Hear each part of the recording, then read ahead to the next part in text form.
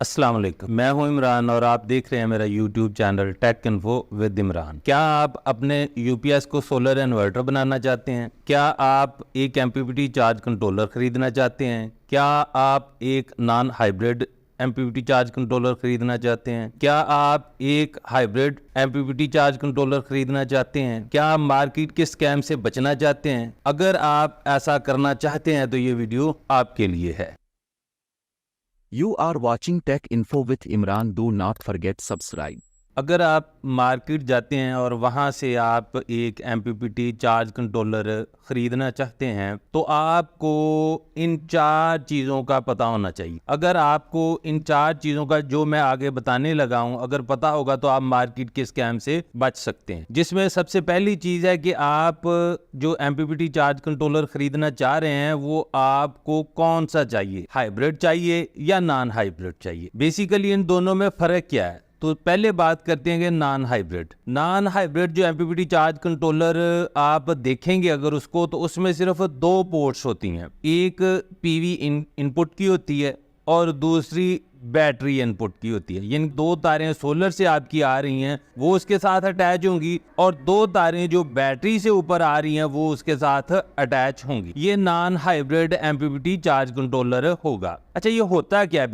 Basically जब आप इसको यूपीएस के साथ कनेक्ट करते हैं non hybrid MPPT charge controller को, तो सुबह जब आप देखते हैं कि अभी धूप निकल आई है तो आप अपना लोड वापडा से शिफ्ट करना चाह रहे हैं सोलर पे, तो आप देखते हैं कि धूप अब निकल आई है, हमारा लोड जो है अभी घर का वो ये चला सकता है जो हमने सोलर लगाया हुआ है। आप हाथ के साथ मैनुअली जाकर यूपीएस को बंद कर देते हैं या आप उसकी वापडा को ऑफ कर देते हैं और आपका घर का लोड जो होता है वो सोलर पे शिफ्ट हो जाता है। और शाम को जब आप ये देखते हैं कि अभी धूप कम होने लगी है, हमारा लोड जो है वो सोलर से बढ़ रहा है, तो आप यूपीएस को ऑन कर देते हैं जिससे आपकी वापडा जो है वो थ्रू हो जाती है घर के लोड के लिए और सोलर जो ऊपर से आ रहा है उसको डिस्कनेक्ट कर दिया जाता है। इसके बाद हम बात करते हैं कि हाइब्रिड एमपीपीटी चार्ज कंट्रोलर। जब आप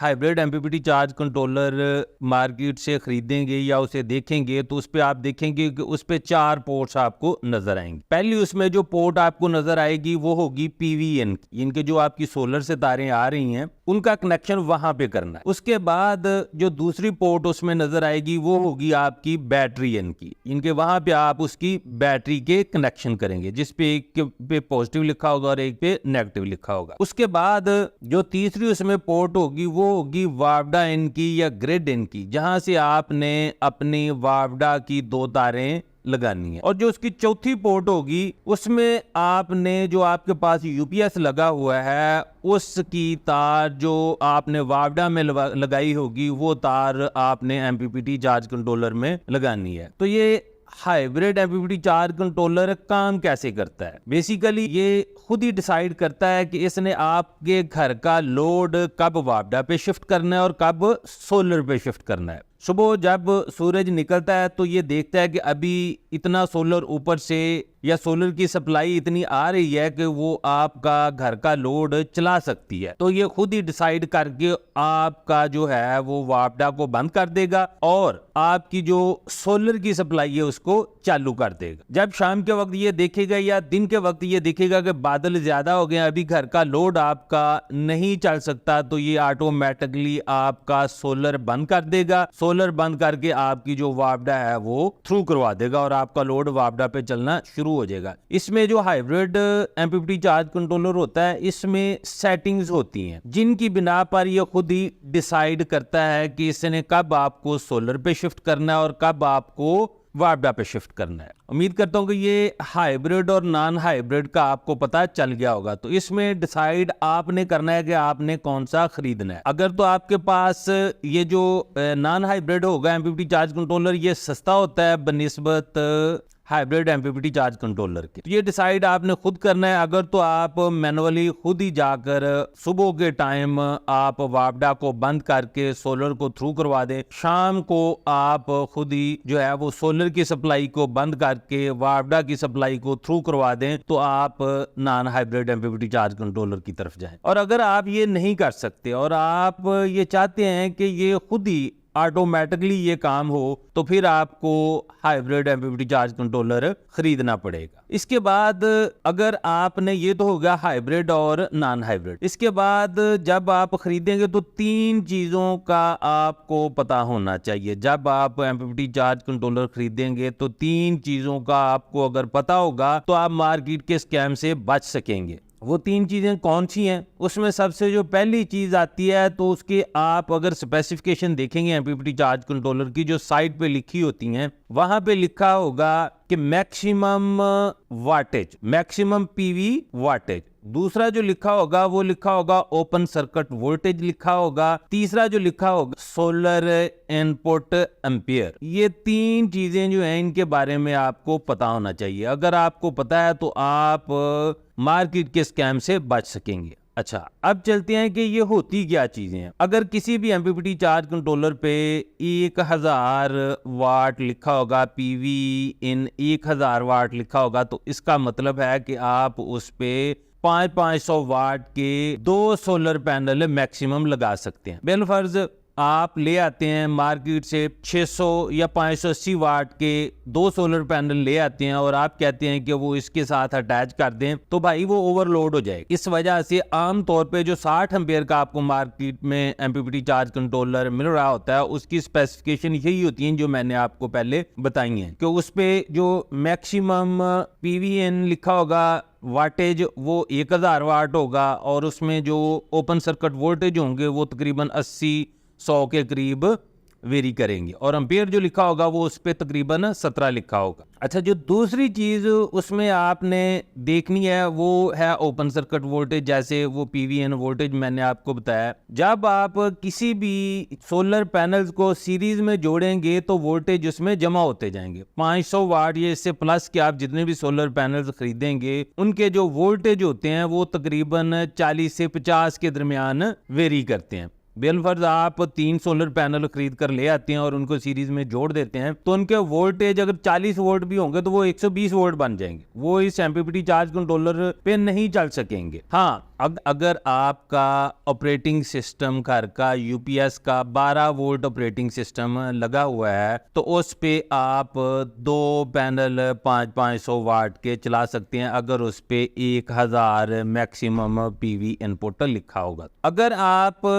के पास 24 वोल्ट का ऑपरेटिंग सिस्टम है, इनके आपके पास यूपीएस के साथ 2 बैटरियां लगी होंगी, तो फिर आप 500 वाट के 4 पैनल उसके साथ अटैच कर सकते हैं उसी एमपीपीटी चार्ज कंट्रोलर के साथ। ये बात आपने ध्यान में रखनी है। अगर आप सिंगल ऑपरेटेड बैटरी सिस्टम चला रहे हैं तो उसके साथ आप जितने भी पैनल, बिलफर्ज आप 2 पैनल लगा सकते हैं, तो सेम रेंज के अगर 24 वोल्ट का आपके पास ऑपरेटिंग सिस्टम है जिसमें आपके पास 2 बैटरी लगी हुई है, तो उसके साथ आप दुगने यानी कि 4 सोलर पैनल जो हैं वो लगा लेंगे जी। तो आखिर में इस सारी गुफ्तगू को अगर हम कंक्लूड करें, तो अगर आप एक सोलर पैनल लगाना चाहते हैं 500 वाट से ज्यादा वाला, 500 वाट से ज्यादा वाला एक सोलर पैनल लगाना चाहते हैं, तो आप ये 60 एम्पियर वाला एमपीपीटी चार्ज कंट्रोलर बाजार से खरीद कर लें, और कोशिश करें वही एमपीपीटी चार्ज कंट्रोलर खरीदें जिसकी आपको वारंटी मिल जाए। इसमें 1-2 मैं आपको नाम बता देता हूं। इसमें अगर आपने सस्ता खरीदना है जो 10-12 हज़ार की रेंज में आ जाता है,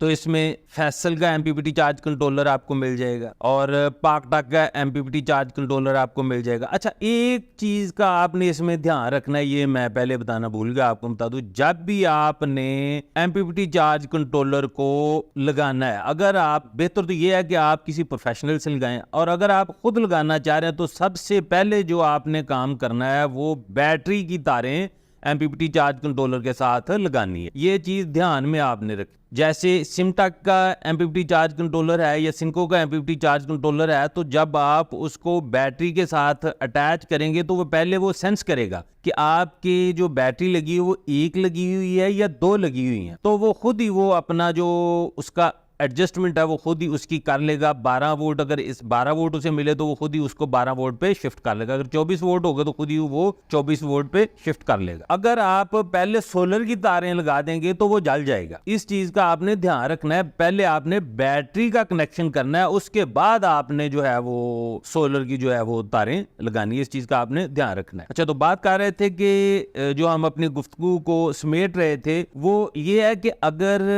आपने 500 वाट से कम के पैनल लेने हैं या आपके पास पड़े हैं 500 वाट के कम के हैं, तो फिर आप 2 सोलर पैनल 60 एम्पीयर वाले एमपीपीटी चार्ज कंट्रोलर के साथ अटैच कर सकते हैं। अगर 500 वाट के आप ऊपर जाएंगे तो जैसे 580 वाट का एक पैनल आप लगाना चाह रहे हैं, 640 वाट का जो है वो सोलर पैनल लगाना चाह रहे हैं, तो वो आप 60 एम्पीयर वाले एमपीपीटी चार्ज कंट्रोलर के साथ एक लगाएंगे, जिसपे मैंने आपको 2 नाम मैंने आपको बता दिए 60 एम्पीयर वाले, बल्कि 4 नाम बताता हूं जो 60 एम्पीयर में इस वक्त आपको मार्केट में अवेलेबल है। फेसल का है, पाकटेक का है, सिनको का है, सिमटेक का है। 60 एम्पीयर में आप ले आए और आपका काम चल जाएगा। अच्छा, अगर आप ये चाहते हैं कि नहीं आपने पैनल बड़े लगाने हैं और ज्यादा वाटेज के लगाने हैं और 2 लगाने हैं, तो फिर आप 80 एम्पीयर की तरफ चले जाए। उसमें आपको सिमटेक में भी मिल जाएगा और सिनको में भी मिल जाएगा। चाहे आप सिनको का एमपीपीटी चार्ज कंट्रोलर ले आए, चाहे आप सिमटेक का एमपीपीटी चार्ज कंट्रोलर ले आए,